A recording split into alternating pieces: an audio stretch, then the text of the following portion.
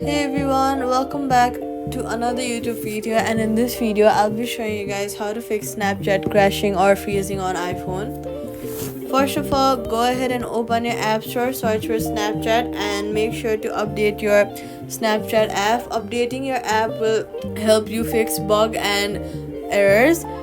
After that, if that won't work, go to your settings and then search for iPhone storage and then scroll down and then click on Snapchat and click the offload app option. This will free up storage used by the app, but it keeps data and documents safe. Reinstalling the app will place back your data if the app is still available for download.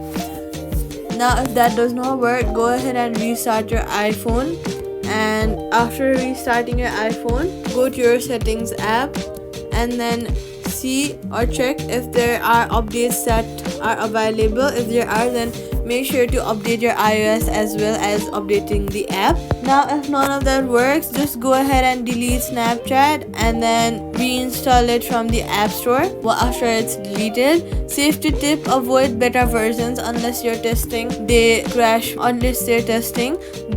more. Quick fix: turn off Bluetooth. Snapchat sometimes bugs out with the wireless devices, and that's it. Subscribe for more fixes.